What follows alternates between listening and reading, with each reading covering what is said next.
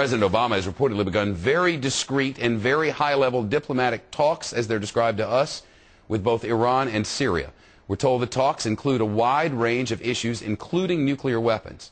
Iran and Syria, of course, in a volatile part of the world. They're flanked by Iraq and Afghanistan and have a history of supporting terror groups.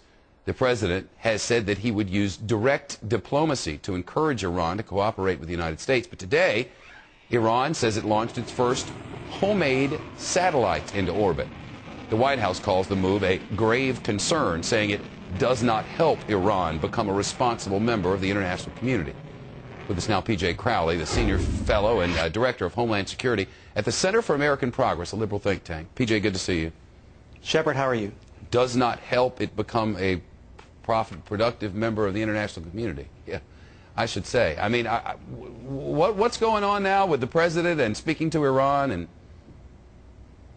well, first of all, I think at the State Department and other departments of government, you're doing a formal policy review as the administration takes off, trying to figure out, what is actually feasible in terms of future relations with Iran, future relations with Syria, what to do about a country like North Korea.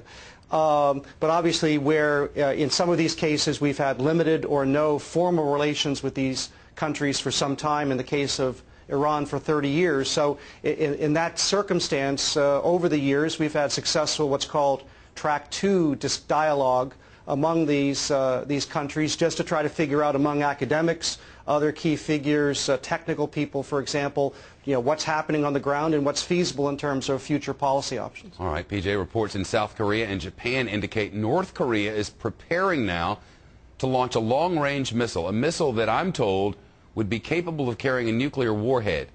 P.J., a South Korea professor is accusing the North of causing a crisis to get attention. What do you make of this? Well, I think probably the Bush administration did a pretty effective job over its last 2 years through the six-party talks.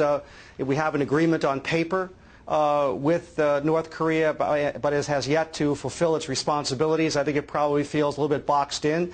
Wouldn't surprise me if the combination of change in administration in the United States, change in administration in South Korea, North Korea is going to have some shots across the bow in the short term, see what's possible. I think patience is the key here. We obviously, I think, need to engage North Korea going forward, but certainly should not reward bad behavior. The vice president said at one point that he thought the new president would be tested. There are those now suggesting that some of the countries that would wish us harm might test him now. Does that make sense to you, or does it not? Well, I even go both ways. I mean, obviously, there's a tremendous opportunity here. You've seen in the case of Iran, the Obama administration has made an overture publicly towards Iran. It's received a loaded response. Kind of sort through that. In the case of Syria, for example, a country that we've tried to isolate in recent years, ultimately it holds, it is attached to key issues: Iraq, Iran, the Israeli-Palestinian situation, Lebanon. So ultimately, you're going to have to engage a country like Syria. The real question is how.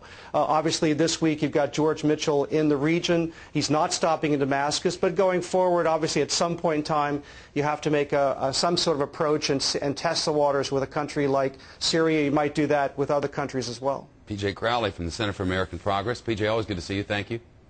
Okay, Shepard. Back in October, more than